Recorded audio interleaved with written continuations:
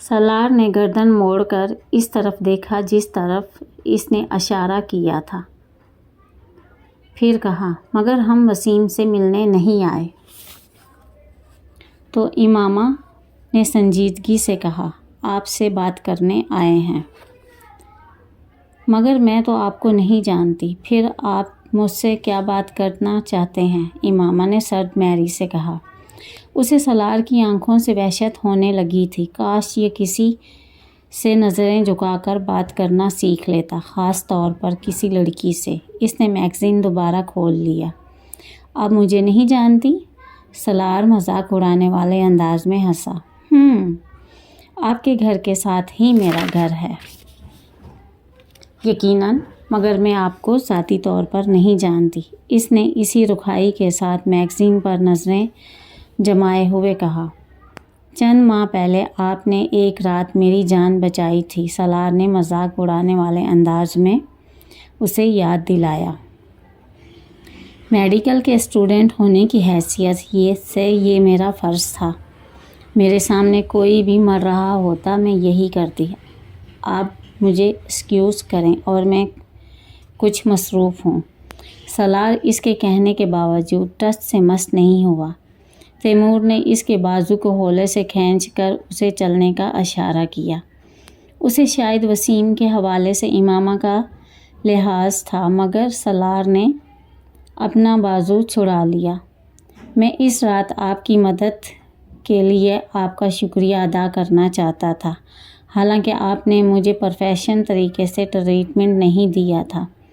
اس بار سالار نے سنجیدگی سے کہا۔ امامہ نے اس کی بات پر میگزین سے نظریں ہٹا کر اسے دیکھا۔ آپ کا اشارہ اگر اس تھپڑ کی طرف ہے تو ہاں، وہ بالکل پروفیشنل نہیں تھا اور میں اس کے لیے معذرت کرتی ہوں۔ میں نے اس سے مائنڈ نہیں کیا، میرا اشارہ اس طرف نہیں تھا، سالار نے لاپرواہی سے کہا۔ مجھے توقع تھی کہ آپ تھپڑ کو مائنڈ نہیں کریں گے، کیونکہ تم اسی کے مستحق تھے، اور ایک نہیں 10۔ اس نے جملے کا آدھا حصہ ضبط کر لیا۔ ویسے آپ کا اشارہ کس طرف تھا؟ بے حد تھرڈ کلاس طریقے سے بینڈیج کی تھی آپ نے میری، اور آپ کو پراپر طریقے سے بلڈ پریشر تک چیک کرنا نہیں آتا، سالار نے لاپرواہی سے کہتے ہوئے چنگم کی ایک اسٹک اپنے منہ میں ڈالی۔ امامہ کے کان کی لوہیں سرخ ہو گئیں۔ وہ پلکیں جھپکائے بغیر اسے دیکھتی رہی۔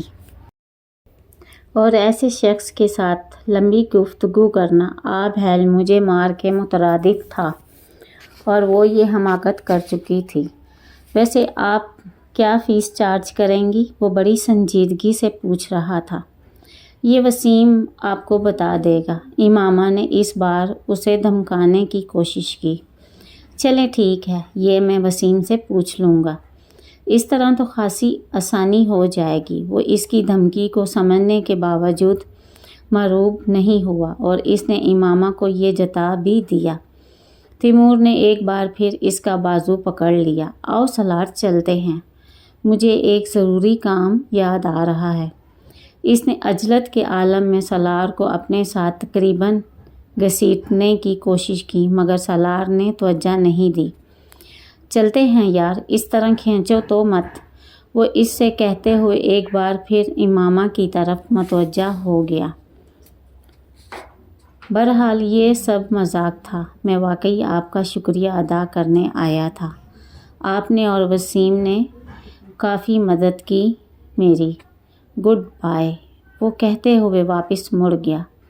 امامہ نے بے اختیار ایک سکون کا سانس لیا۔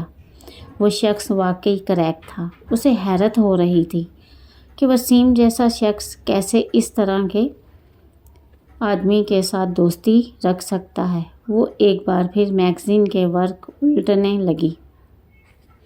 سالار آیا تھا تمہارے پاس؟ وسیم نے اس کے پاس آ کر پوچھا۔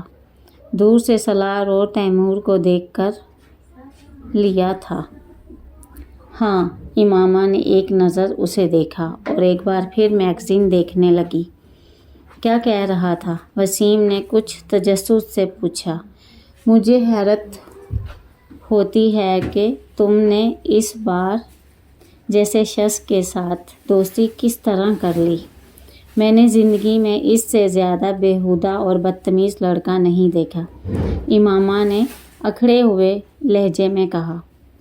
میرا شکریہ ادا کر رہا تھا اور ساتھ مجھ سے کہہ رہا تھا کہ مجھے بینڈیج تک ٹھیک طریقے سے کرنی نہیں آتی، نہ میں بلڈ پریشر چیک کر سکتی ہوں۔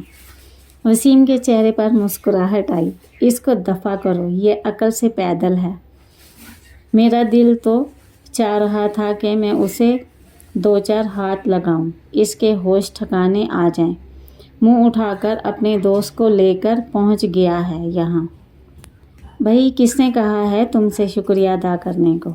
اور مجھے تو وہ دوسرا لڑکا بھی خاصا برا لگا، اور وہ کہہ رہا تھا کہ تمہاری اس کے ساتھ بھی دوستی ہے۔ امامہ کو اچانک یاد آیا، دوستی تو نہیں، بس جان پہچان ہے۔ وسیم نے وضاحت پیش کی، تمہیں ایسے لڑکوں کے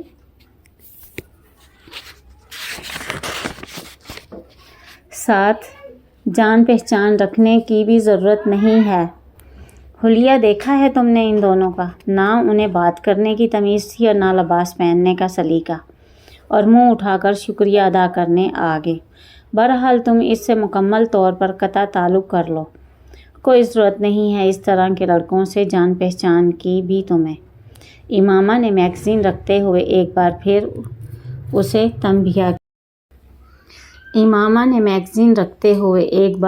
اسے تنبیہ کی اور پھر باہر جانے کے لیے قدم بڑھا دیے۔ وسیم بھی اس کے ساتھ چلنے لگا۔ مگر میں ایک بات پر حیران ہوں، یہ جس حالت میں تھا اسے یہ کیسے یاد ہے کہ میں اس کی بینڈیج اچھی نہیں کی تھی، یا بلڈ پریشر لینے مجھے دقت ہو رہی تھی؟ امامہ نے کچھ سوچتے ہوئے کہا، میں یہ سمجھ رہی تھی کہ یہ ایسے ہی ہاتھ پیر جھٹک رہا ہے۔ مجھے یہ اندازہ نہیں تھا کہ وہ اپنے ارد گرد ہونے والی چیزوں کو بھی آبزرو کر رہا ہے۔ ویسے بینڈیج واقعی خراب کی تھی تم نے، اور اگر میں تمہاری مدد نہ کرتا تو بلڈ پریشر کی ریڈنگ بھی تمہیں لینا نہیں آتی۔ کم از کم اس بارے میں وہ جو بھی کہہ رہا تھا ٹھیک کہہ رہا تھا، وسیم نے مسکراتے ہوئے کہا۔ ہاں مجھے پتا ہے، امامہ نے اعتراف کرنے والے انداز میں کہا، مگر میں اس وقت بہت نروس تھی۔ میں پہلی بار اس طرح کی صورتحال کا شکار ہوئی تھی، پھر اس کے ہاتھ سے نکلنے والا خون مجھے اور خوفزدہ کر رہا تھا، اور اوپر سے اس کا رویہ، کسی خودکشی کرنے والے انسان کو اس طرح کی حرکتیں کرتے نہیں دیکھا تھا میں نے۔ اور تم ڈاکٹر بننے جا رہی ہو، وہ بھی ایک قابل اور نامور ڈاکٹر، ناقابل یقین، وسیم نے تبصرہ کیا۔ اب کم از کم تم اس طرح کی باتیں مت کرو، امامہ نے احتجاج کیا۔ میں اس لیے تمہیں یہ سب نہیں بتایا کہ تم میرا مذاق اڑاؤ۔